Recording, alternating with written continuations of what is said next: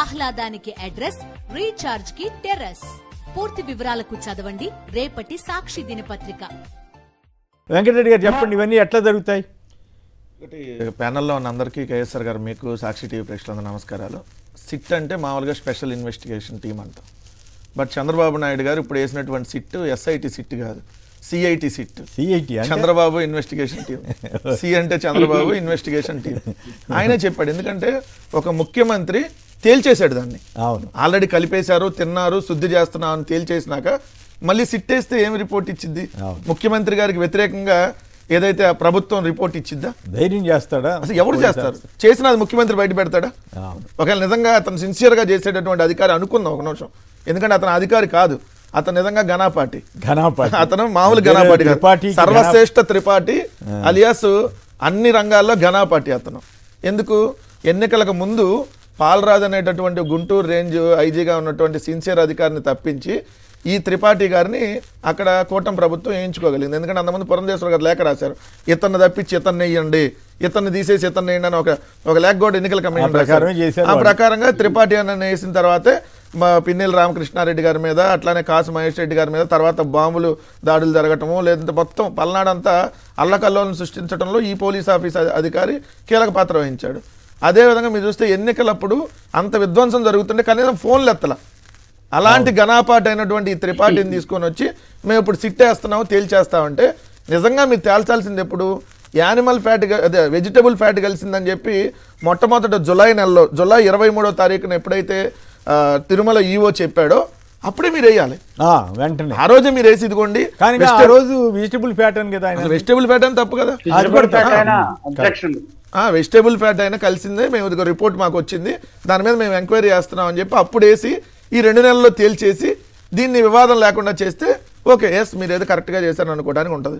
ఇప్పుడు ఒక ముఖ్యమంత్రి స్థాయిలో ఉండి మొన్న సెప్టెంబర్ 18వ తారీఖున దీంట్లో జంతువుల కొవ్వు కలిసిందని చెప్పి ఒక అబద్ధాన్ని ప్రచారం చేసేసి దాని తర్వాత వైఎస్ఆర్ కాంగ్రెస్ పార్టీ మా సుప్రీంకోర్టు సిట్టింగ్ జడ్జితో విచారణ చేయండి, లేదంటే సిబిఐ విచారణ అయినా చేయండి అని అడుగుతుంటే వారం రోజుల తర్వాత ఇప్పుడు సిట్ వేశారు. వారం రోజుల తర్వాత ఇది కూడా ఎంత జరుగుతున్నటువంటి దాంట్లో అసలు నిజంగా ఇక్కడ జరగడానికి అవకాశం ఉందా? ఎందుకంటే పబ్లిక్ కూడా ఒక 2 నిమిషాలు దాన్ని మనం తెలియజేయాల్సిన అవసరం ఉంది. ఎప్పుడూ జరగదు సార్, ఏ ప్రభుత్వంలో ఉన్నా కూడా జరుగుతుంది అని అంటే వెనక్కి పంపించేస్తారు, వాడరు దాన్ని. ఎందుకంటే దాన్ని వాడని వాటిని ఈ ఒక్కదాన్ని ఎందుకు టెస్టింగ్ పంపించారు? అసలు ఎప్పుడు పంపించలేదు, అన్నిటిని పంపించాలి కదా. అదే సార్, దాంట్లో ఏంటంటే ఏ ప్రభుత్వం ఉన్నా ఇప్పుడు వాళ్ళు national accreditation board lab NABL certificate తీసుకొచ్చిన తర్వాత మాత్రమే ఆ వెహికల్ని అలౌ చేస్తారు. ఆ వెహికల్ని అలౌ చేసిన తర్వాత ఆ సీలు, ఆవు నెయ్యి ట్యాంకర్ సీల్ ఓపెన్ చేసేటప్పుడు ఆ కంపెనీ ప్రతినిధి ఉంటాడు, టీటీడీ ఎంప్లాయీ ఉంటాడు. వాళ్ళిద్దరు సమక్షంలో 3 శాంపిల్ తీసి మాయిశ్చర్ కంటెంట్ టెస్టు, అట్లానే foreign vegetable oil test, foreign animal oil test, ఈ 3 టెస్టులని తిరుమల కొండ మీదే ల్యాబ్ ఉంది. ఆ ల్యాబ్లోనే 2 గంటలకు పైగా పట్టింది సమయం. ఈ 3 ఏదన్నా కలిసి అని అనుమానం ఉంటే ఏమన్నా ట్యాంక్ని రిజెక్ట్ చేసి వెనక్కి పంపిస్తారు. మళ్ళీ దాన్ని ఫర్దర్గా ఇంకో ల్యాబ్కి పంపించరు. సో లేదు, అవసరం లేదు, మాకు దీంట్లో ఇది క్వాలిటీ లేదు, రిజెక్ట్ చేసి పంపించేస్తారు. నేను నిన్న కూడా చెప్పాను, ఇప్పుడు వడ్ల సేకరణ ఉంటుందండి, మాయిశ్చర్ కంటెంట్ ఆధారంగా కొన్నింటిని రిజెక్ట్ చేస్తారు, కొన్నింటిని తీసుకుంటారు. అంత మాత్రం మొత్తం పాడైపోయిందని చెప్పరు కదా. అది సార్ 2014 to 2019 చంద్రబాబు నాయుడు గారు ప్రభుత్వం ఉన్నప్పుడు కూడా 14 నుంచి 15 సార్లు 15 వెహికల్స్ వెనక్కి పంపించారు. ఇది ఈ 3 టెస్టుల్లో ఏదో ఒక టెస్ట్లో ఏదైనా కలిసిందని అనుమానం ఉంటే అది కూడా 3 టెస్టులు ఒకరు చేయరు. నాకు అర్థం కాని విషయం ఏంటంటే, ఓకే ఇది జరిగింది చంద్రబాబు గారి టైంలో అయితే మీరెందుకు టీటీడీ ప్రతిష్ట కోసం మీరెందుకు పాకులాడుతున్నారు? ఆయనేమో టీటీడీ ప్రతిష్ట పోయినా హిందువుల మనోభావాలు దెబ్బతిన్నా ఆయన ఎందుకు అట్లా రెచ్చిపోయి మీ మీద అభియోగాలు మోపేయటం ఆయన చేస్తే మీరు ఆయన్ని ఎదురుదాడి చేయాల్సింది పోయి మీరెందుకు డిఫెన్స్గా ఆడతారు? మెయిన్ డిఫెన్స్ కాదు సార్, ఇప్పుడు ఆయనకి బూట్లు వేసుకొని పూజలు చేయటము, లేదంటే హిందూ మతం గురించి ఆయన ఎంత పెద్ద భక్తుడో, ఎన్ని గుళ్ళు కూల్చాడో అందరికీ జనాలందరూ తెలిసిందే. కానీ 140 కోట్ల మంది హిందువులకు సంబంధించినటువంటి అంశంలో ఒక రాజకీయ పార్టీగా ఖచ్చితంగా అది మా మీద ఆరోపణ వేసినా వేయకపోయినా ఖచ్చితంగా మాకు బాధ్యత ఉంటుంది. ఆ బాధ్యత ప్రకారం నిజాలు నిగ్గు తేల్చమంటున్నాం. కానీ వాళ్ళు పూర్తిగా మా మీద వేసేసినప్పుడు ఇంకా గట్టిగా ఎస్ మా తప్పేం లేదు, అసలు ఇక్కడ ఎక్కడ జరగలేదని చెప్పి ఖచ్చితంగా మేము క్వశ్చన్ చేయాల్సినటువంటి అవసరం. ఆయన గవర్నమెంట్ కదా ఇప్పుడు, అదే అంత విచిత్రం. ఆయన గవర్నమెంట్ ఆయన జరిగితే మా దగ్గర జరిగింది అంటున్నాడు. ఎంత దారుణం అంటే, ఆయన ప్రమాణ స్వీకారం రోజే వాళ్ళు సప్లై చేశారు AR డైరీ. అంతకుముందు AR డైరీ వాళ్ళు 2019 to 2024 మధ్య ఒక్క ట్యాంక్ కూడా సప్లై చేయాలి. వాళ్ళకి టెండర్ రాలా. టెండర్లో 1-2 సార్లు పార్టిసిపేట్ చేస్తే రిజెక్ట్ అయ్యారు వాళ్ళు. సో వాళ్ళకి రాలా. ఈ టెండర్ వచ్చిందే మార్చిలో టెండర్లో పార్టిసిపేట్ చేస్తే మేలో టెండర్లు వచ్చినాయి. సో వాళ్ళు జూన్ 12వ తారీఖు మొట్టమొదటి చంద్రబాబు నాయుడు గారు ప్రమాణ స్వీకారం రోజు మంచి ముహూర్తం రోజు సప్లై స్టార్ట్ చేశారు వాళ్ళు. స్టార్ట్ చేసిన తర్వాత జూలైలో దొరికిందని చెప్పారు. అయినా దాంట్లో ఆ కంటెంట్ ఉందని తెలిస్తే వెనక్కి పంపించేస్తారు. ఫర్దర్గా గుజరాత్ ల్యాబ్కు మైసూర్ ల్యాబ్కి ఎప్పుడు పంపించాల. అంతకుముందు చంద్రబాబు నాయుడు గారి ప్రభుత్వంలో పంపించాలి, మన నిజంగా అట్లుంటే అప్పుడు కూడా పంపించాలి కదా. రెండు ఈ ఎన్డీడీబీ ల్యాబ్కి సంబంధించి ఎన్డీడీబీ ల్యాబ్ కూడా కాదు సార్ చేసింది. ఎన్డీడీబీకి అనుబంధంగా ఉన్న సిఏఎల్ఎఫ్ ల్యాబ్ నుంచి రిపోర్ట్ ఇది. ఈ NDDB lab chairman మేనస్ Shah doctor మేనస్ Shah ఎవరంటే ఇది జూలై 5వ తారీఖున తిరుమల వచ్చి మరి ఈఓ గారిని కలిసి ఇది మధ్యలో లడ్డు ప్రసాదం కూడా తీసుకున్నారు. జూలై 5వ తారీఖు, జూలై 5 తీసుకున్న తర్వాత 6వ తారీఖు టెస్ట్కి పంపించారు సార్. ఎంత మ్యాచింగ్ చూడండి. మరి ఆ నిజంగా కాలుష్యం ఉంది అనుకుంటే అటువంటి తినకూడదు కదా ఆయన. ఇప్పుడు 5వ తారీఖున ఇదిగోండి మేనస్ షా ఈ మేనస్ షా ఎవరైతే ఎన్డీడీబీ ల్యాబ్ చైర్మన్గా ఉన్న మేనస్ షా ఏదైతే చూడండి ఈ బాక్స్లో ఉన్నాయన, ఈ పక్కనేమో ఈవో ప్రసాదం అందిస్తున్నాడు, తిరుమల తిరుపతి దేవస్థానం ప్రసాదం అందిస్తున్నాడు. ఇది కలిసింది జూలై 5వ తారీఖు. శాంపిల్ పంపించింది 6వ తారీఖు. ఇప్పుడు ఈ సిట్ వల్ల ఏంటి ప్రయోజనం సార్? చంద్రబాబు గారి గత చరిత్ర చెప్తున్నా సార్. సిట్ వల్ల ఇప్పుడు సిట్ చంద్రబాబు నాయుడు గారు ఏం చెప్తే ఆ విధంగా రిపోర్ట్ ఇస్తుంది. ఎందుకంటే ఇది ఒక పోలీస్ అధికారి. నేను ఎందుకు ఈ ప్రస్తావన చేస్తున్నానంటే ఇది ఈ ప్రభుత్వంలో ఉన్నటువంటి పోలీస్ అధికారి. అదే నిజంగా జస్టిస్తో చేసినా కూడా చంద్రబాబు నాయుడు గారు ఆ కమిటీలు మేనేజ్ చేసి ఇప్పించాడు. దానికి మీకు ఎగ్జాంపుల్ గోదావరి పుష్కరాల్లో ఏదైతే 2015 జూలై 14న జరిగినటువంటి గోదావరి పుష్కరాల్లో 29 మంది చనిపోతే దాని మీద రిటైర్డ్ జస్టిస్ సోమయాజుల కమిషన్ అని ఒకటి వేశారు సార్. సోమయాజుల గారి కమిషన్తో ఏం రిపోర్ట్ ఇప్పించారో తెలుసా? దోషం భక్తులది, పాపం మీడియాది. ట్యాగ్ కూడా భలే ఉంది.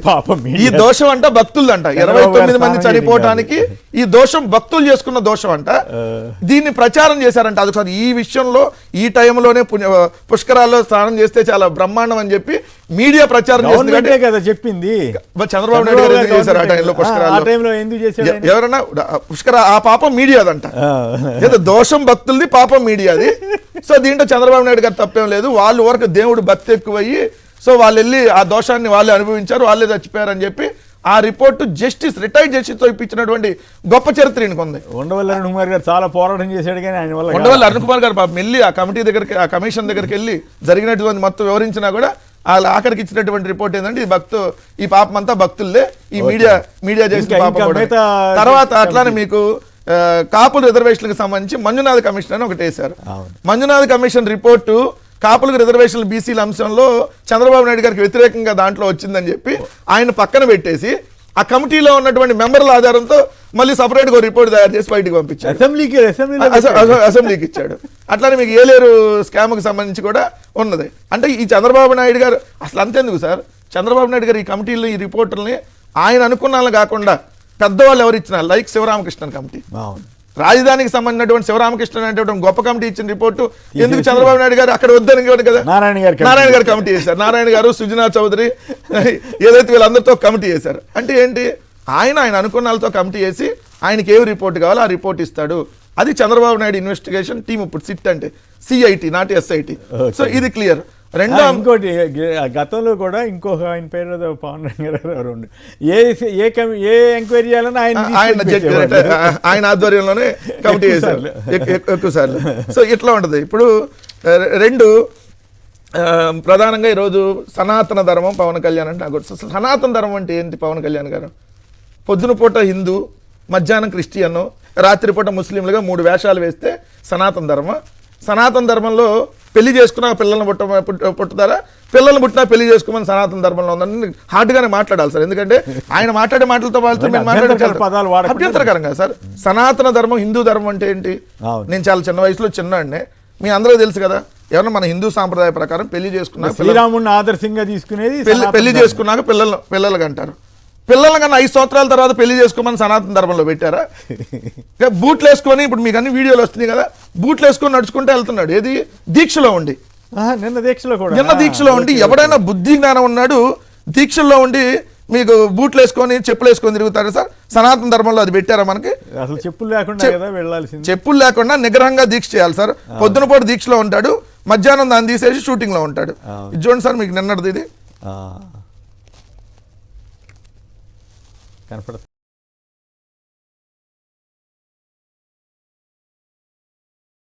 చూపించారు. క్లీన్ చేసేటప్పుడు చెప్పులు తీసాడు సార్, ఎందుకంటే కొండ మీద కదా, అక్కడ మీడియా వాళ్ళందరూ ఉన్నారు కదా.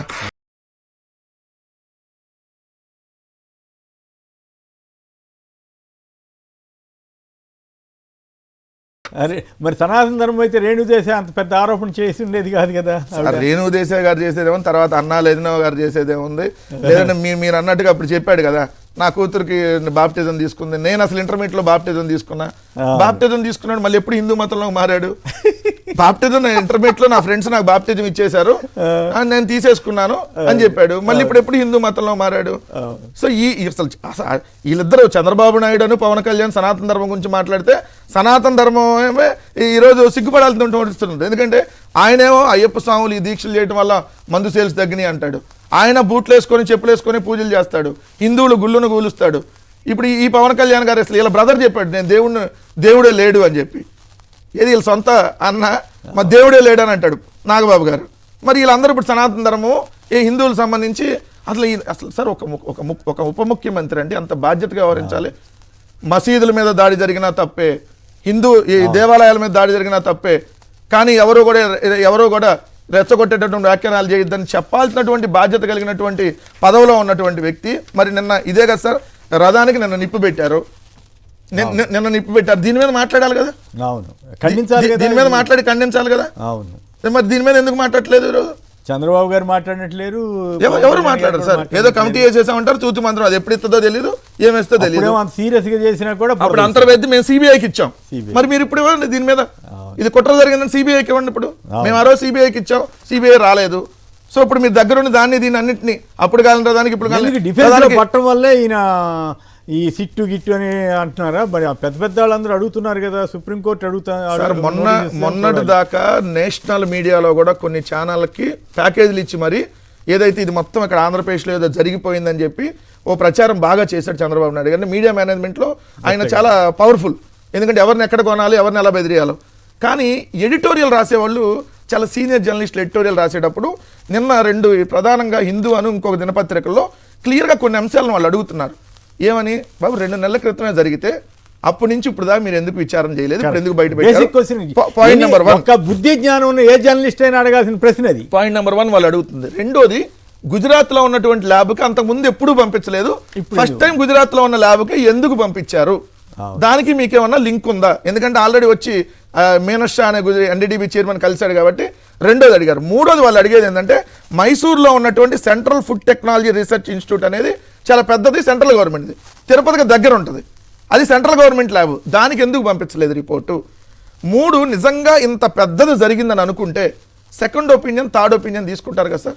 సార్ మనం ఒక హాస్పిటల్కి వెళ్తాం, మనకు ఏదైనా బాగాలేదని వాళ్ళు రిపోర్ట్ ఇచ్చి ఇదిగో పలానా ఆపరేషన్ చేయించుకోవాలంటే మనం 100% సెకండ్ ఒపీనియన్ తీసుకుంటాం కదా. ఇంకో డాక్టర్నో ఇంకొక హాస్పిటల్కి వెళ్ళి సెకండ్ రిపోర్ట్ కూడా తీసుకుని అప్పుడు ఆ ఆపరేషన్ అవసరమైతే చేయించుకుంటాం.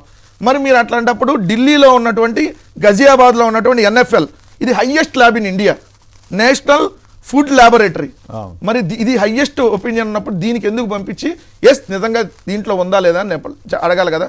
2 NDDBL ఇచ్చినటువంటి రిపోర్ట్లో కూడా వాళ్ళు ఏమన్నారు, ఇది కలిసి ఉండే అవకాశం ఉన్నది అన్నారు. ఇవన్నీ రకరకాల పాయింట్లు పెట్టి ఉన్నది అన్నారు, అంటే తప్ప ఉందని ఎక్కడే చెప్పలేదు. కలిసి అవకాశం ఉండొచ్చు అని రాశారు దాంట్లో. ఉండొచ్చు అన్నప్పుడు కలిసిందా లేదా? మరి మీరు తాడుకు ఎంక్వైరీ చేయాలి కదా. ఈ త్రిపాఠి ఏం చేస్తాడు సార్, ఇంకో ల్యాబ్ కాదు కదా చేయాల్సింది. నిజంగా మరి వీటన్నిటికీ ఎందుకు ఎక్స్పర్ట్స్ ఏమో అట్లా అవకాశం లేదని వాళ్ళు చెప్తున్నారు. అంటే ఇక్కడ పాయింట్ ఏంటంటే, నా ఉద్దేశం సిట్ ఏం చేయాలి, అసలు ఈ అపచారానికి బాధ్యులు ఎవరనేది కూడా ఎంక్వైరీ చేయాలి.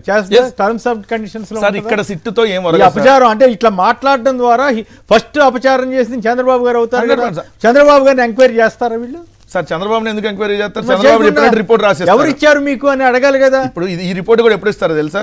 ఇంకేదన్నా ఒక ఇష్యూలు నడుస్తా, ఎక్కడ ఏదన్నా ఆంధ్రప్రదేశ్లో ఈ కూటమి ప్రభుత్వం మీద బాగా వ్యతిరేకత ఇంకా పెరుగుతున్న సంవత్సరంలో టక్కుని రిపోర్ట్ రిలీజ్ చేసి మళ్ళీ డిస్కషన్ పెడతారు, అప్పుడు పెడతారు కదా. శ్యామలరావు గారు అన్నాయని సస్పెండ్ చేయాలి కదా, నువ్వు ఎట్లా చేసావు?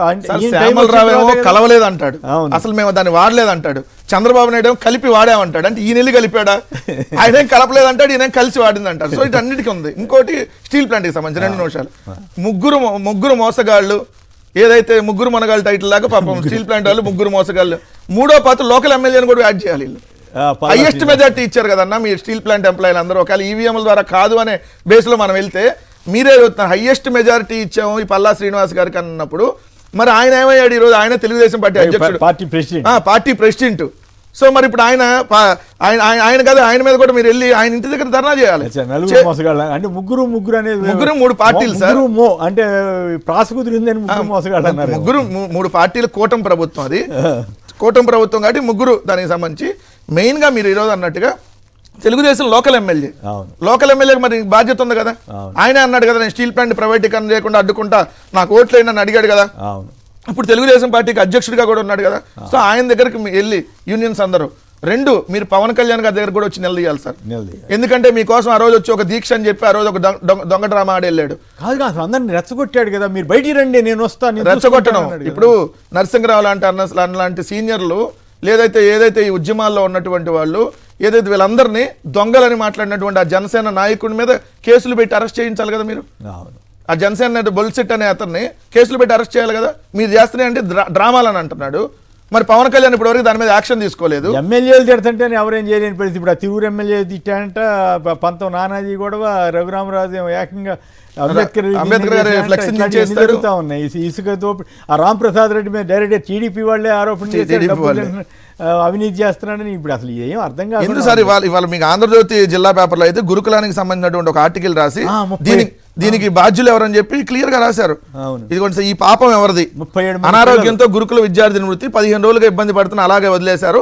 అపస్మారక స్థితిలో ఆసుపత్రికి తరలింపు, అక్కడ నిర్లక్ష్యమే, అసలు గురుకులంలో ఏం జరిగిందనే దానిపై ఆంధ్రజ్యోతి ప్రత్యేక కథనం అని చెప్పి ఈ రోజు కృష్ణా జిల్లాకు సంబంధించి 14 మంది అంటే జిల్లా పేపర్లో వాళ్ళే రాస్తున్నారు. ఈ కూటమిలో అరాచకాలు జరుగుతా ఉన్నాయి, ఈ పాపానికి కారణం అక్కడ ఉన్నటువంటి నాయకులు అని చెప్పి క్లియర్ గా రాస్తున్నారు. ఇదే కాదు, 14 మంది మీద అత్యాచారం యత్నాలు జరిగితే దాని గురించి కూడా అసలు ఎన్ని సైడ్ లైన్ అయిపోతున్నాయి. ఆశ్చర్యంగా ఉంది. అదే మామూలుగా అయితే ఒక్క డాక్టర్ మీద దారుణం జరిగింది కాదని అంటలేదు, దేశవ్యాప్తంగా స్పందిస్తే ఆంధ్రప్రదేశ్లో ఇన్ని కిరాతకాలు జరుగుతుంటే కూడా అసలు బయటికి రాకుండా జాగ్రత్త పడి ఆ విషయంలో మెచ్చుకోవాలి. చెప్పట్లేదు సార్, ఒక 11 ప్రధాన ఛానళ్ళు, ఒక 100కు పైగా యూట్యూబ్లు, ఇప్పుడు నేషనల్ మీడియాలో కొన్ని ఛానల్ని అడ్డం పెట్టుకొని విపరీతమైన దుష్ప్రచారం. ఒక అంశాన్ని వస్తుందంటే దాన్ని సైడ్ చేసేసి ఇక్కడేదో ఇదిగో జగన్మోహన్ రెడ్డి గారి మీద ఆ కేసులు పెడుతున్నాం, ఈ కేసులు పెడుతున్నాం, అది జరిగింది ఇది జరిగింది, మళ్ళీ సైడ్ చేసేటటువంటి కార్యక్రమం చేసి ఈ అంశాలన్నింటినీ డిస్కషన్